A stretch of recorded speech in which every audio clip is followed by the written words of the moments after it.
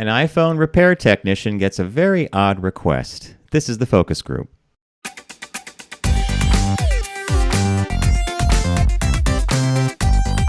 They're all business, except when they're not. It's the focus group with Tim Bennett and John Nash.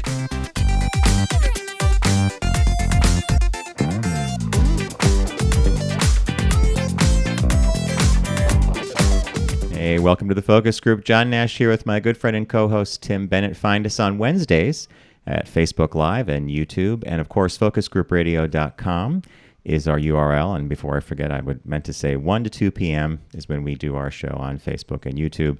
All our media, though, if you miss us live, which many of you actually do, and you time shift, is available at focusgroupradio.com. And we want to thank one of our partners, Deep Discount, for joining us on the ride today. So welcome to the week. We are a day past the official pot holiday, 420, and we're approaching another one of my favorite holidays, May 4th, which is May the 4th be with you, of course, for our Star Wars fans. And you just went through the trial by fire of a yard sale. I am not good at this. Bob handled all our sales when we moved and sold things. He loves it. I don't. He does love it? Oh, he adores it. Yeah, it does the pricing. Oh, God. Yeah, except the one thing he didn't adore was when we did our sale upstate, it was a lot of stuff we had in the city, and he just kept saying people wanted to buy the ladders. Things were like, they would walk around and they'd look at lawn furniture and stuff. Like, is that for sale? We're like, no, this stuff over here. He couldn't figure out why they didn't go for the good stuff. They wanted to buy things like watering cans and step ladders. Yeah, no, I had somebody wanted to buy the vacuum. I squirreled the vacuum away in the corner, and someone comes in, can I buy the vacuum? And then they wanted to buy the rug. I said, no, the rug is not for sale. But it was, yes, I'm purging because I'm selling my house. And as you know, we're making some decisions, but I'm not sure yet what's going on. But I did need to purge my house. This is the longest I've ever lived anywhere is here in Pennsylvania. And have moved stuff. I had record albums I was trying to remember that you and I collected when we were in high school. And they moved from, I tried to think they moved from Connecticut to Ohio to Oregon to Minneapolis to Chicago, back east, and then 15 times since. And so some younger guy came, and he's like, "Wow, these are really well taken care of." And there were wasn't he a good-looking guy from the original story? Yeah, and there were 3 crates of them, but he couldn't believe how pristine they were, and they were beautiful. They were beautifully kept. This one thing you and I did keep good care of the stuff that we bought. He said, "How much for the whole lot?" And I didn't know what to say, but what was I going to do again? Carry them down, where I'm going to go next. And so he bought them, and I was glad he had them because he was they were going to a good home. But I had a dresser that I did not want to part with, but I just have no room for it because where I'm going, the place is furnished. And it was my grandmother's dresser from England, and it was the only thing that had made the trip that didn't get broken when they made the trip from England to Nova Scotia. And it was this marble top dresser, probably not worth anything, but more sentimental than anything. And from the 1800s, and had this secret drawer. My mother was always very, kind of attached to it as well. But my mom had given it to me, and I wanted my brother and my nieces to have it. They don't have room for it either. Now, we've all heard this story over and over again. Furniture. That nobody wants big brown furniture. Yeah. Right. Nobody wants your parents' stuff or something. So I called my mom before the sale after I tried to give it to family. And I said, "Mom, do you mind if I sell Grandma's, dresser?" She's like, "Well, honey, do what you have to do." And went through it all. So I put it in the room, and I put this little note on it. I said, "From the UK," and I, had a price on it. And so this woman was walking around. Her name was Maxine, and she had short hair, and she was very engaging. And she walks in there. She comes down. She's got a tear in her eye. She comes down. She goes, "Is that chest from the UK?" And I said, "Yeah." I said it was my grandmother's, and she tears up. She goes, "I'm from the UK, and I recognize that." She said, "I kind of recognize." Oh my God! Like it was a piece of standard kind of furniture, right? The look of that. She said, "My grandmother had something like that," and she said, "I'm going through. I just finishing chemo, and I'm collecting things for my daughters, and I want to have stuff that has some sort of provenance, and I want to give that to them. And I'm collecting things, and I'm putting notes in them. Can you tell me about it?" So I explained to her how my grandmother, left England, and when she was a little girl, and this is the only thing that made it. And she gets very kind of teary-eyed about the whole thing, and she says, I would love to have it on one condition." I said, sure. And she said, do you mind if you write up a story about this, of how it came from, where it came from in England, your grandmother's name? And if you could send that to me, because I'm going to tape it into that secret drawer. So then when my daughter gets it, that it's always going to be there and she'll know where it came from and know who it came from.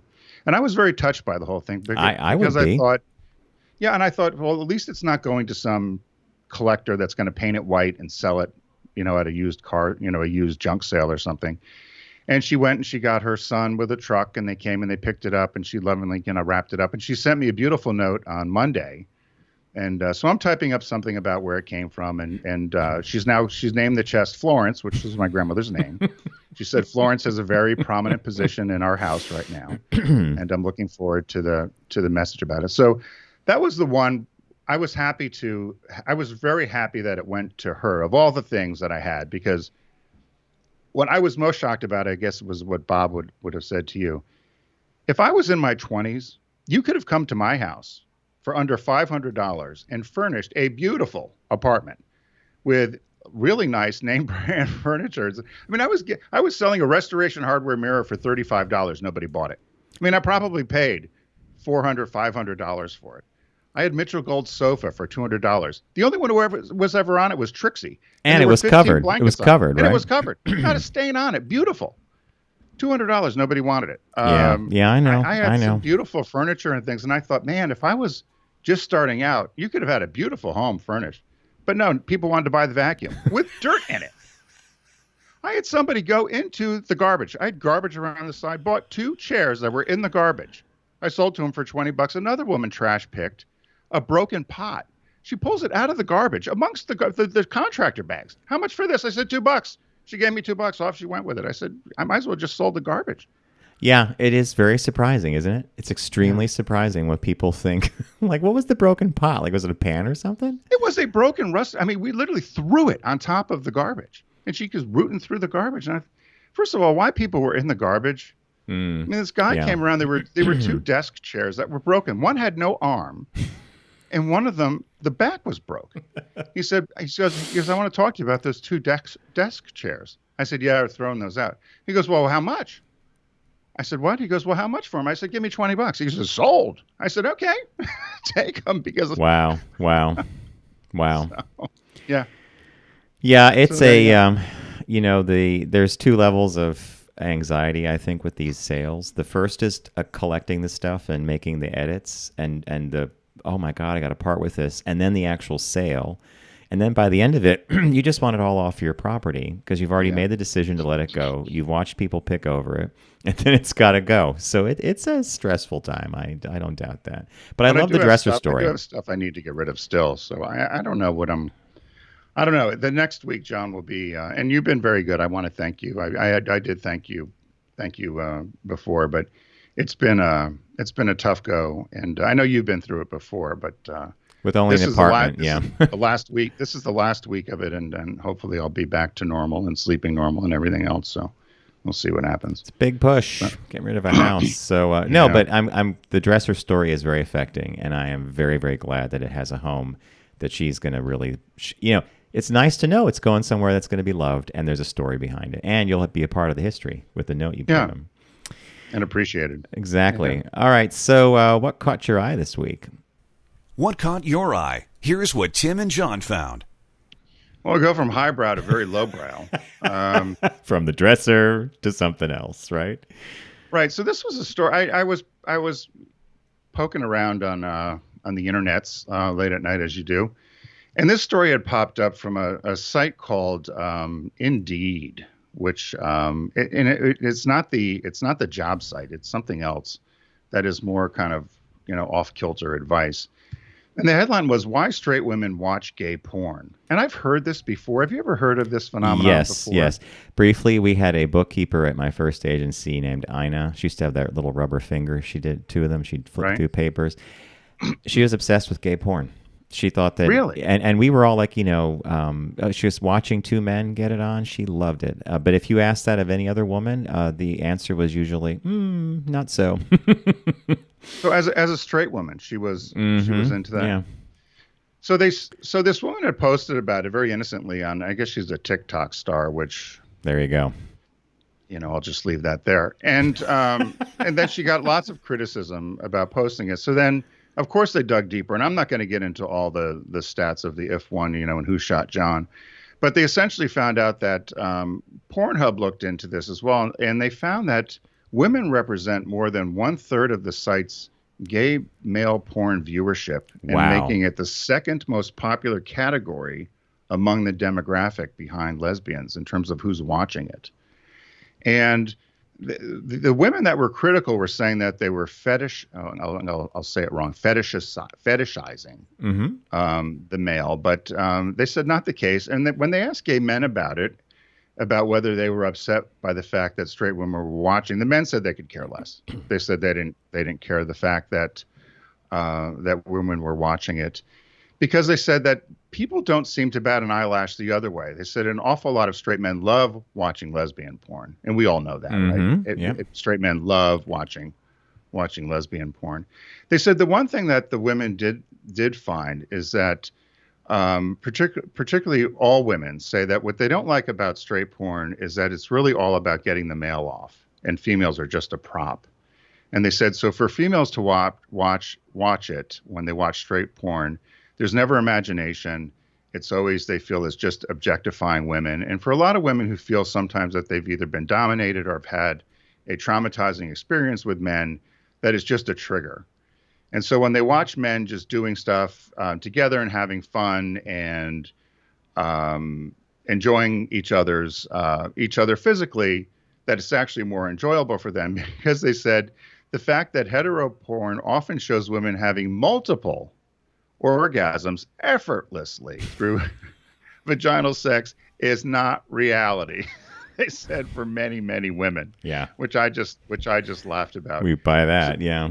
Right. So they said that the conclusion was that they felt that male on male porn allowed them to enjoy self-identifying with a character in a scene and can fantasize about it without having to objectify the body. They also said the other thing was that and this is a criticism of porn in general, that the bodies of Too whether perfect. Too perfect. Yeah. Yeah, it's like the Barbie doll, right? They don't exist. These bodies that are either steroided or people are using enhanced methods to make sure that they're constantly aroused or something. That's just not reality either.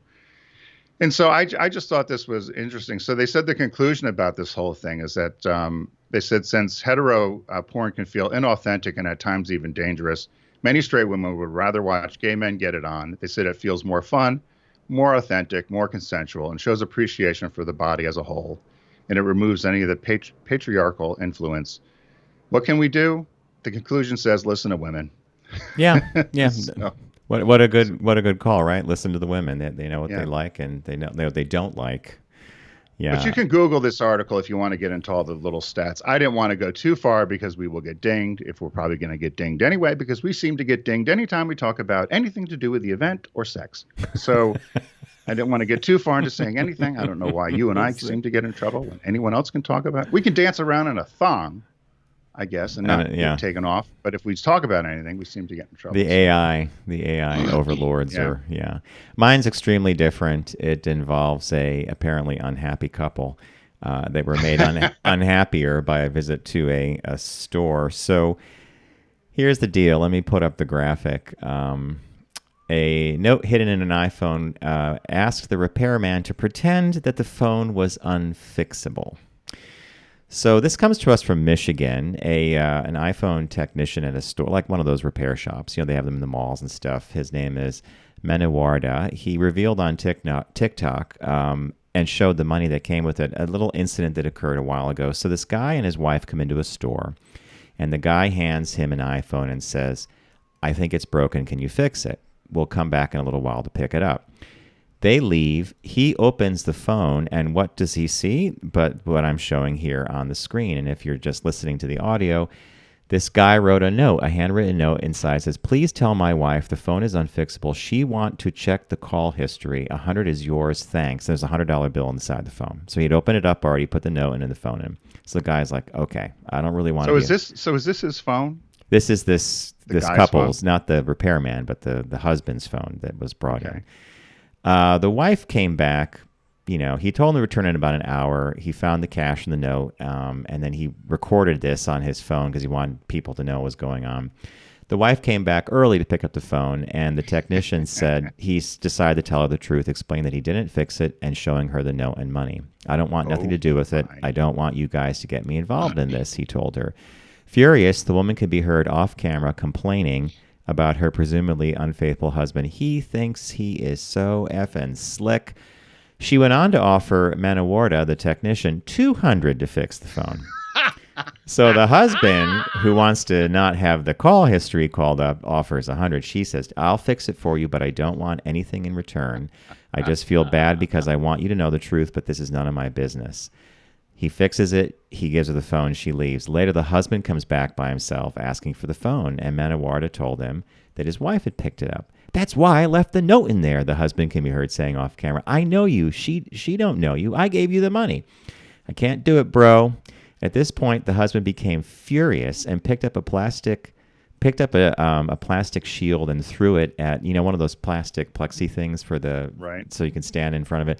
Threw it at the technician, Manawarda, and in a follow-up, he responds to critics he posted this on TikTok, and critics were like, hey, man, you should not have done this. You should not have told the wife. What happened to the bro code? The bro code, right? And so he says, I was raised by a woman, raised to be respectful and honest. One more thing, boy code or bro code is for kids. I'm a grown man, and I'm not waiting for a 12-year-old boy to tell me what about a guy code. So I think it's one of those oddball things, right? You bring a phone in and you drop it off, and there's a note inside that says, don't fix this because she's going to go through the call history, right? So what I'm trying to figure out here is, I wonder if the phone was in both their names, because isn't Apple pretty strict about who they would give the phone to, right? They would only give it to the person whose name it was in, right? Well, yeah, this is one of those repair shops, so this is not an Apple authorized dealer. This is one of those places in the mall where they could clean out the port for charging, right, or they could replace the glass, for example. So there was something that was fixable, and it could be fixed, and they brought it in, and there you go. or maybe he did something and said, "Oh, the phone's broken. He can't get in." Correct. And he did something to it, and she's like, "Let me see your call." No, it's broken. The phone's broken. You can't get in. Yeah. Yeah. So she has it. And she's like, obviously, he got caught. I just think that if you're going to I don't understand why people aren't more careful about this. Text messaging and phone calling. You can delete this stuff. You can delete your call record. You can delete the messages you get, and you can delete them permanently. You can make sure that they're not stored as a backup on iCloud, for example, if you're using iMessages. But people hold on to this stuff, and there's reasons why. Do you not that you have anything to hide, but do you just see? Because I don't, and I don't know why I don't now that I think about it, listening to this story. Do you delete? I keep messages only because to me it's easier for me to then go back and find somebody's name to send a text. Do you keep text messages, or do you? Yeah, I keep a lot of them, and then they're backed up. So if I delete them on the phone and that same person sends me a message, the whole history kind of repopulates. So I just think it's wise to now and then flush your browser cache just to clean it out, and not that we're doing anything bad, but so there you go, folks. It's the thing, right? So if you do save something to the cloud and you delete it, and then somebody texts you 6 months later, it's just an old friend, then it will repopulate? Sometimes it does, yeah, depending on how you have the cloud backup set. So there you go. Watch your history, folks. Hey, as I mentioned at the start of the broadcast, Deep Discount is a partner of ours here on the Focus Group, and we would like you to visit their site by going to rsfocusgroupradio.com and clicking on the Deep Discount logo, which is a shark. Sharky the Shark, to be precise. This week, the sale we're promoting is the complete TV series sale, and it's obviously what it sounds like, TV shows, and you could buy the whole series. There's one right there. I'm scrolling by Schoolhouse Rock. It was almost my pick, one of my favorites from childhood. Mr. Bennett, what did you pick? I picked a show that I mentioned before. I know you tried watching it, and I think you should watch it and give it another go. I think your sister-in-law may have mentioned it to you. It's Breaking Bad, the complete series. Starring Bryan Cranston and Aaron Paul. I just loved it. There's not that many things that I love. This was one of these things that during 2020, when everybody was in lockdown, I binged watched, and I loved every second of it. And the one reason I did was because I didn't know what was going to happen. And a lot of times I think these things are formulaic and you can figure it out. I could not figure this out. It's about the chemistry teacher that decides to go in the meth business. That's all I'll say. It was a good suspenseful drama. Hey, people love it. People love it. I have to get back into it. We stopped after one episode where they dissolved the body in a children's pool, but we'll leave it at that. Which is like season 1, episode 2. I picked, not surprisingly, Star Trek, the animated series, available on Blu-ray. This was a series that came out. It was done by Filmation, but it starred the voices of all the cast: Jimmy Doohan, Bill Shatner, DeForest Kelley, Leonard Nimoy, George Takei. And many people think of this as the last or the lost series, the lost season of Star Trek, like season 4 or something like that. If you're a Star Trek fan and you don't remember the animated series, you'll get a kick out of it. And a lot of the elements in these cartoons are now part of Star Trek Discovery, Star Trek Picard, etc. And what do we have as the film this week? The new release is Memories of Murder on the Criterion Collection. Now, this is the director Joon-ho Bong, which I think was Parasite, if I'm not mistaken, the director of Parasite. I could be wrong. But this is an earlier film. It takes place in a South Korean town in the mid-'80s, and it's rocked by an unprecedented effort of serial murderer and killings. And it involves a cop. So it's kind of a detective drama, and great reviews. Memories of Murder, Criterion Collection. We all know that if it's Criterion, they picked it for a reason, which means it's a good movie, and they'll probably have some great added material, director stuff, interviews, things like that.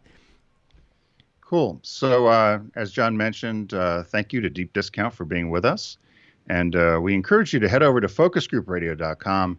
We'd like you to click on the Deep Discount logo. They've been unsinkable since 2001. And if you do sink, you're going to get bit by Sharky the Shark, right, John? Yeah.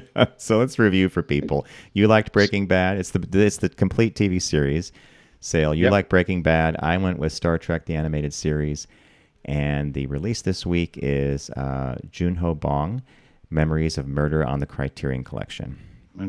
Right. So everybody stay with us. We're going to take a quick break. When we come back, we've got a business birthday to share with you. And I'll be curious to say, I think everybody has used at least one of these products from this inventor and founder.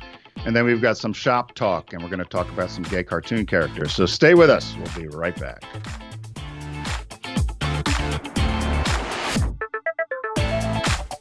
You're listening to The Focus Group with Tim and John. Learn more at focusgroupradio.com.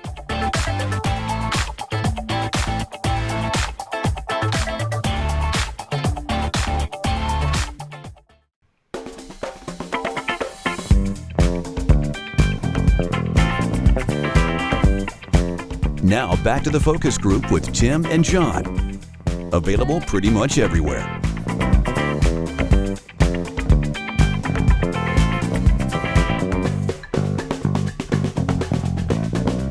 Hey, welcome back to the Focus Group. John Nash with Tim Bennett. FocusGroupRadio.com is where all our media is housed. And you'll also find out more about me and Tim there. Or Tim and I. What is it? I'm going to have to look at the note again. Several listeners sent us really good ways of remembering that. And I'm still in the process of memorizing. And clearly I haven't gotten it down yet. Okay, so second half of the show, we got our business birthday and some shop talks coming up for you. And clearly the grammar lessons are still rolling on, and we are from a certain school district in Connecticut, which Tim's professors in college used to like to say probably didn't pay attention to, what was it? He said, you guys didn't pay attention to grammar. Where were you in 7th grade grammar? Out to lunch.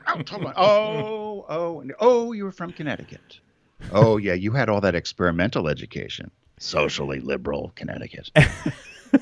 As if, it's like, yeah. I don't even know how to respond to that. But yeah, I don't know how experimental it was. We turned out okay, right? Well, I was thinking about it. I thought about, I guess it was 6th grade. The teacher, it could never happen now. He would leave after at 9 in the morning. In 6th grade, he'd leave and come back around noon and then ask us what we did. And you had to get up and talk about what you did. But wasn't that a whole thing? Like they were teaching us reliance What'd you and do with your time? Somebody would say, oh, we wrote a play. Somebody would say we made something, we built a block, we colored, we ran around, we played tag, we did nothing. I beat up somebody. I mean, it was experimental ed. it's kind of what happened then, right? What would happen now? I suppose if you left a whole room full of adults, right, for 3 hours and you came back and said, what did you do? Somebody read, somebody did a crossword. Somebody looked out the window. Someone meditated. Somebody did nothing. Right. Yeah, a lot of people probably did nothing. All right, let's go to business birthday. Everyone does celebrity birthday greetings, but the Focus Group is the only show in the universe that celebrates business birthdays. Of all the years we've done business birthdays, we've never celebrated this person, and I also I continually get surprised. So happy birthday, April 21st, born April 21st, 1911, Ivan Combe, C-O-M-B. Ivan Dubois Combe. Dubois. Which was interesting about him, and I've never really had this happen before unless somebody was, born in 1600s, which, very, very little business happening then other than monkey business. No pictures of him, really. Really? No, that makes sense. Few pictures. Yeah. So the picture that, and this guy was very, very well known, particularly for what his company did and his products. But so there he is, if you're watching on the video feed that John is producing here for us, you see he's there with his wife. And he's there on the right, obviously, that's Ivan, but in Greenwich, Connecticut. So that's Ivan Combe. But that was the only picture I could find of him. Lots of pictures of his sons who have taken over part of the company, but that was the only picture of Ivan. So again, born April 21st on this day, in 1911, American inventor of personal care products, most notably, John, Clearasil and odor eaters. In 1949, he established his company, Combe Incorporated, in White Plains, New York. He was originally born in Iowa. He graduated from Northwestern University and he earned a law degree in 1936. He ended up coming to New York and worked for Hydrox Ice Cream. Remember Hydrox Ice Cream? I remember the name. They still make it? I don't think so. I remember the name, though. And the Wilbur Shoe Polish Company. Another one. Yeah. Anybody polish their shoes? I used to polish my own shoes. Did you? Same here, but I remember Kiwi was the polish we used to use. Still is. I just threw a bunch away. Little can, and there's that thing on the side that you turn to pop the lid, and yeah. Yeah. Very smart. I don't remember the other one though. Then he went to when he was in New York City, he worked for Young and Rubicam, famous advertising agency. He later joined Pharmacraft, which was a drug manufacturer, but he left there in 1949 to create his own company called Combe Incorporated, based in White Plains, New York, and it was an American personal care company. And is currently, or at the time, his products were sold in 64 countries and 6 continents. The company primarily promoted its brand names instead of the company name. So nobody knew what the company name was, but you certainly knew the brand names. Clearasil, as I mentioned, Odor Eaters, Just for Men, C-Bond, remember C-Bond? Oh, yeah. Vagisil, Grecian Formula. So Grecian Formula as well, huh? Oh, it gets better. Yeah, Grecian Formula. So he was the originator of Clearasil in 1950. He named the product Clearasil because he wanted to capitalize on every teenager's dream of having clear skin. So at the time, it was the very first dermatological brand created specifically for younger skin to fight against pimples or acne. And the active ingredients were sulfur and some other kind of resorcinol, which was similar to some other kind of, I can't even pronounce it. Anyway, he peddled the new product to drugstores across the country. Store owners were very reluctant to buy some other sort of cream for acne because everybody was trying to peddle this stuff back then and it all failed. So he would give out free tubes of Clearasil and said, if it sells, you promise me you'll order something else. So he'd give these free tubes out. It did well. And due to the success, he then started advertising on American Bandstand to promote the product. And he promoted it. Not only that it would also sell or also cure, pimples, teenage pimples, but it had a superior smell to anything else that was on the market. In 1960, the brand was bought by Richardson Vicks, and then they used Wolfman Jack to promote the Clearasil ointment. And then it got sold around like a hot potato. Procter & Gamble bought it. The Boots Group bought it. And it was purchased by Reckitt. Or Reckitt, R-E-C-K-I-T-T. In 2018, They got in a little bit of trouble. They were in a bit of a gay scandal. In 2018, there was an ad called "Pimples Make Terrible Prom Dates," and they were called out as being homophobic by critics who accused them of promoting anti-gay stereotypes. I don't remember the ad. The ad featured two teenage girls getting ready to go to the prom, and one discovers a pimple. And the pimple was shown as an effeminate man with a shrieking voice and a pink ruffled shirt, who punctuated his words with flamboyant kicks before flipping his hair back and settling into a pointed toe pose. And then he would apply Clearasil and kill it. And the prom was saved. That's a weird one, right? That must have been the 70s. Was it the 70s or something? No, this was 2018. 2018. Yeah. Wow, okay. In October 2002, Combe acquired J.B. Williams. They also added then longtime brands such as Brill Cream, Aqua Velva, and Cepacol to its stable. They also have Blistex. So Vagisil was an American brand, also had a little bit of controversy, over-the-counter brand for external vaginal itching and irritation.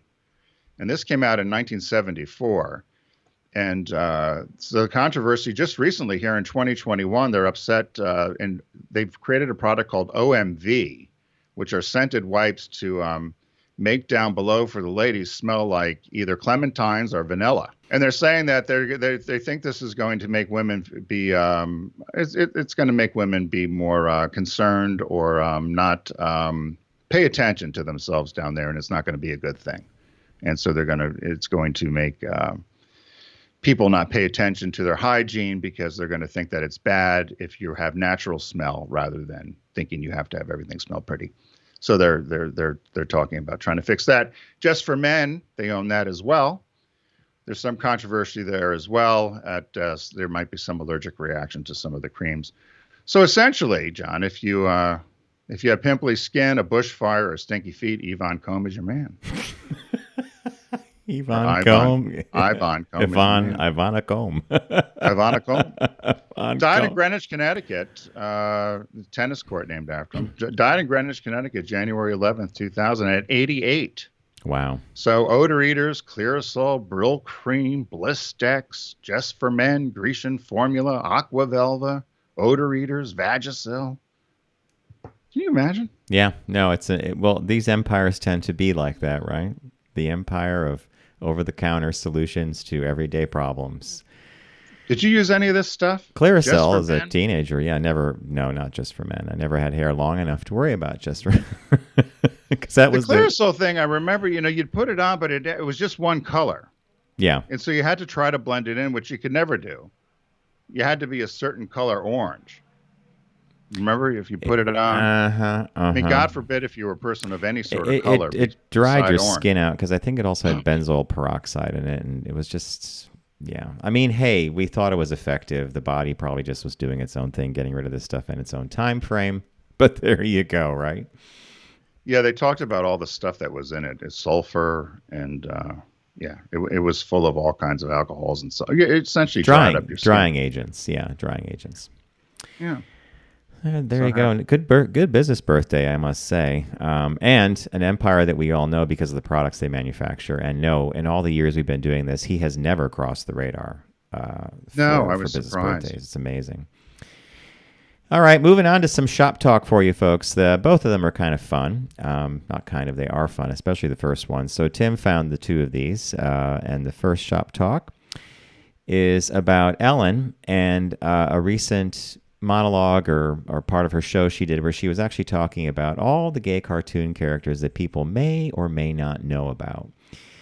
And so I just put up, I think, a picture of, was it Velma?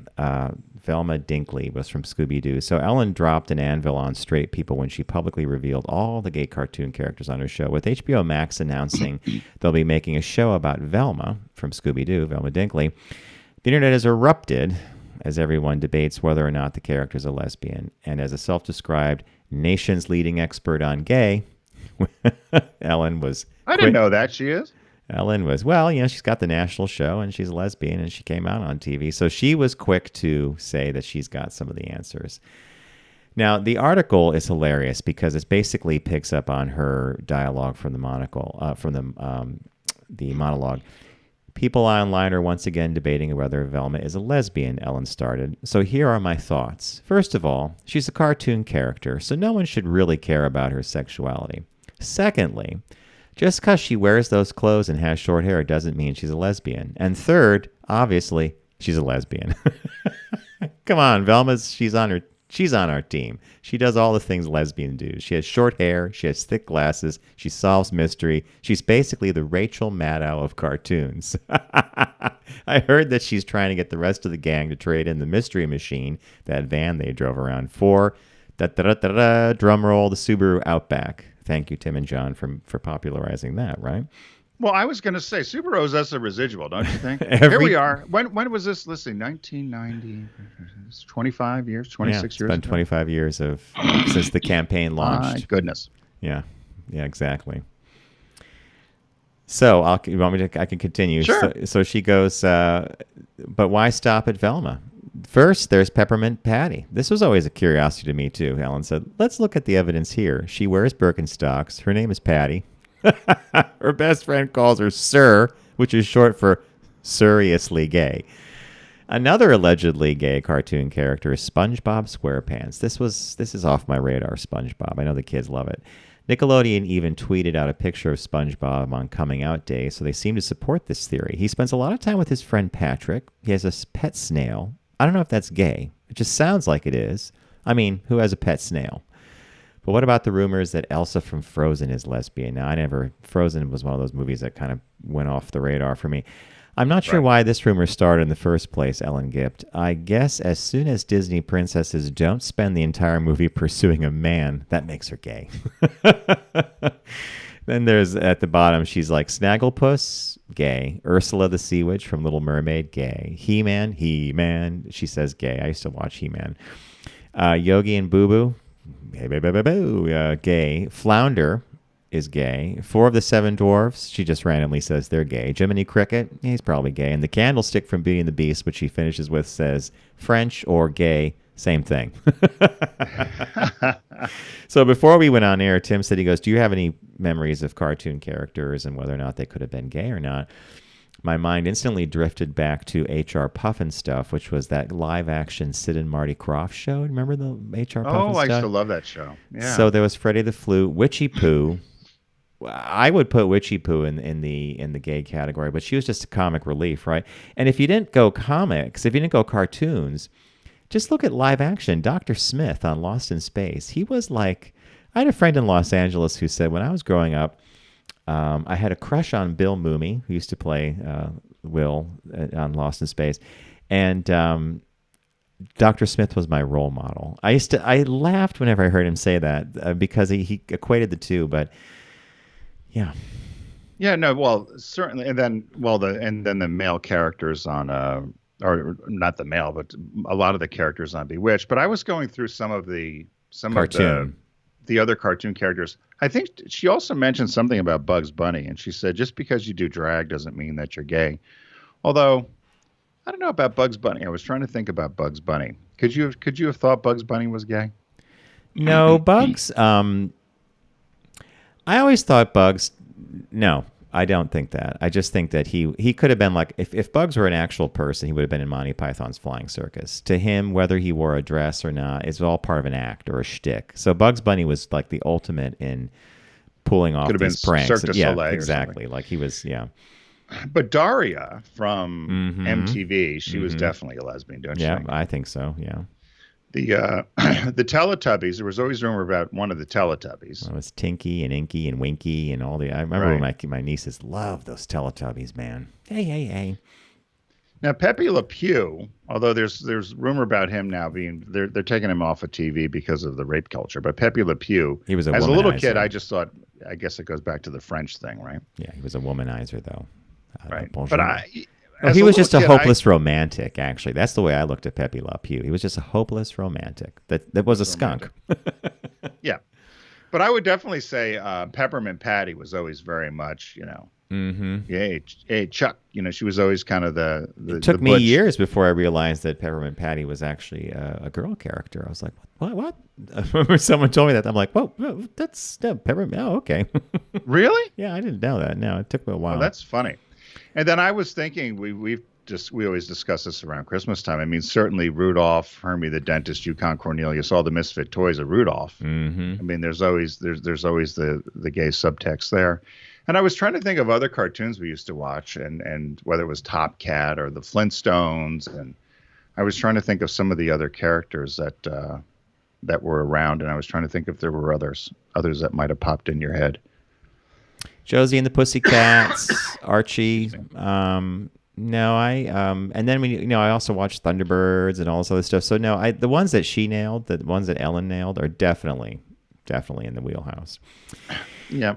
All right. So another shop talk we have. The event has caused a lot of problems, supply chain issues, people that are building homes or having construction done. There are a lot of issues that are popping up, and some of them are surprising because of other issues that might have affected the supply chain, like weather or something like that. So this next one comes to us from Tim as well, and it's just a kind of a surprising article because it's not surprising that demands for pools, people in ground or above ground, for the second year are at all-time high. But the average time to get a pool in and the average cost of a pool made my eyes really wow, no wonder we never had a pool as a kid, right? I mean, this one guy they profile out in Bucks County, I think, he says that an average pool is somewhere in the neighborhood of $40,000, and it goes up to $500,000 from there.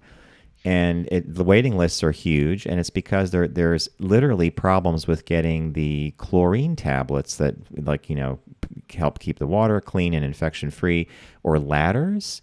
And sometimes even the pre-made liners are hard to get, so he's switched to some kind of concrete thing. It was an interesting article.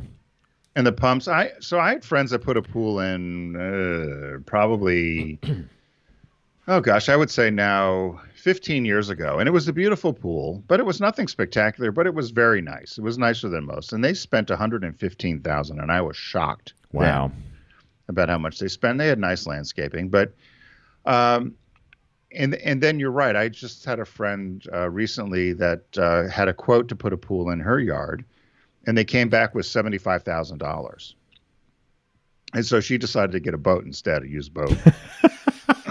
Which, talk about another money pit, right? Yeah, right, really. So, but I thought myself, I would love to have a little plunge pool put in the yard. And I thought, maybe, I don't know. I was thinking, you see all these things on TV where people are using, you watch these do-it-yourself shows, or the whatever these channels are, the home channels, and they take these old storage containers or whatever they're doing. They're digging a hole and putting in something. And I thought, how expensive could that be? If I take an old shipping container, dig a hole, and put a filter in it, what could it be? $15,000, $20,000? I don't know. Did you get a number? Well, it's not 15, 20. So I think you're right. This says the average pool is 40, but I think they go in the 40, 50, 60 range. And I just don't understand why it's so much money. I don't know. But you're exactly right. And so many of these things now, there's a shortage because with the event, people aren't taking vacations and they're spending more time at home, and people are nesting more so. Mm-hmm. Now, Faith Popcorn had predicted this many, many years ago. She's a futurist.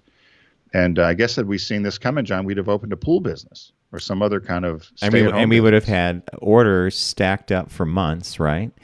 So at one point in the article, they said that, obviously the event has caused issues, but here's a weird example. Hurricane Laura, a Category 4 storm that touched down in Louisiana in late August of last year, it kind of destroyed it caused a fire at a place called the BioLab, a factory in western Louisiana that produced chlorine tablets used to sanitize pool. That disaster also placed greater strain on the pool industry. So there's that little random data point. And then there was this other, sorry, I just lost my notes. Before that, though, it was the widespread power outages in Texas during the winter. Besides the horrible toll of killing 111 people, it caused a lot of damage to people's pool equipment. When that was replaced, it left builders across the United States scrambling for whatever was left. So people were replacing this equipment in what was the winter down south, And all these other suppliers are like, now we can't get them for our customers up north when the weather gets milder. I just think it's that knock-on effect kind of fascinates me. Kind of like in the auto industry right now, the chip shortage that's affecting everybody that uses chips. How they're going to navigate, that's another thing. But if you can't make more or get more, you're stuck with the supply you have, right? Yeah, no, the event was good business for home repair or home improvement or enhancement, because you also can't get shingles if you want to put a roof on. That's right. There's shortage of lumber. I'd gone to Home Depot to get a number of things. You know what I had trouble getting? A mop. Really? Yeah, I had to go to 3 or 4 different places just to get a mop. And you think it's because of the event or just because of supply chain? Well, same thing, right? I think it's difficult. I mean, we talked about the shortage of there was a shortage of dog food. There just seems to be a lot of things that are stuck with on ships locating. Floating outside of the port of Los Angeles. I had a quick one for you as time winds down. But what did you think of this Peloton issue? The treadmills. Yeah, I watched it. I think the CEO of Peloton is pushing back against the consumer bureau that manages the warnings and the recalls.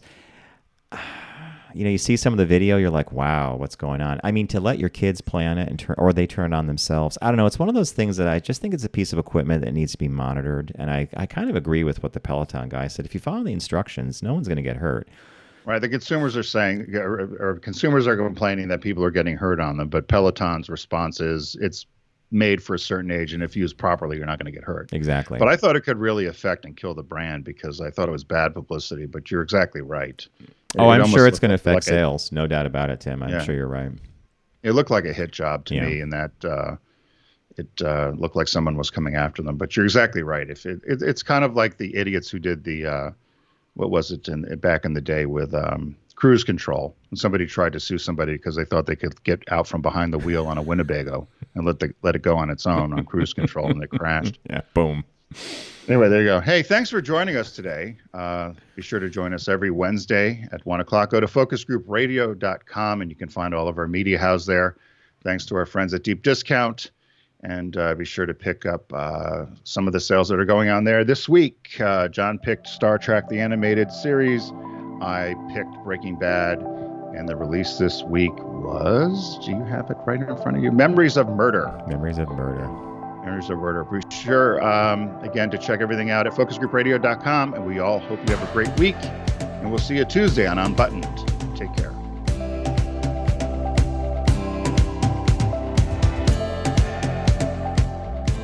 It's The Focus Group with Tim Bennett and John Nash. Accessible on all platforms. Subscribe, like, and rate us on your platform of choice. Learn more at focusgroupradio.com. That was a stunning focus group.